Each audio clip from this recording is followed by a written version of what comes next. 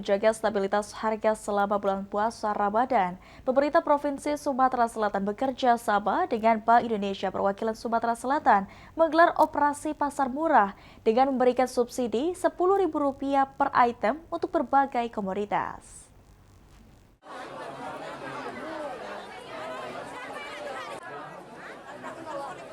Untuk menjaga stabilitas harga selama bulan puasa Ramadan dan menjelang Hari Raya Idul Fitri, pemerintah Provinsi Sumatera Selatan bersama Bank Indonesia Perwakilan Sumatera Selatan gencarkan operasi pasar murah.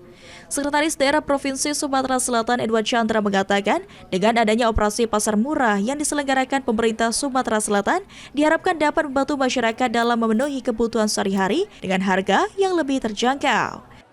Selain itu, pada operasi pasar murah, pemerintah Provinsi Sumatera Selatan memberikan subsidi harga sembako dan komoditas minimal Rp10.000 per kilogram. Dan diharapkan dengan adanya GPM ini dapat memberikan kemudahan kepada masyarakat mendapatkan bahan-bahan pokok sehari-hari dengan harga yang terjangkau dan juga kualitas yang baik. Karena dari barang-barang yang disiapkan ini disubsidi oleh stakeholder yang telah disampaikan. Kepala Bank Indonesia Perwakilan Sumatera Selatan Bambang Pramono menghimbau masyarakat agar bijak dalam berbelanja kebutuhan sehari-hari agar harga kebutuhan bahan pokok dan komoditas di pasaran dapat tetap terjaga. Pada masyarakat kami himbau untuk belanja bijak dan juga kepada pedagang boleh ngambil untung tapi nggak boleh berlebihan karena kan dalam agama juga berlebihan nggak baik gitu kan.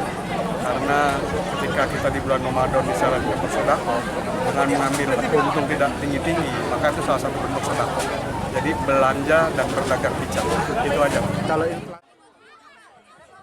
Pada operasi pasar murah, Pemprov Sumsel menyiapkan setidaknya 8 ton beras SPHP, 2.448 kg telur ayam ras, dan berbagai komoditas lainnya untuk memenuhi kebutuhan masyarakat di Kota Palembang. Eki Saputra, PAL TV.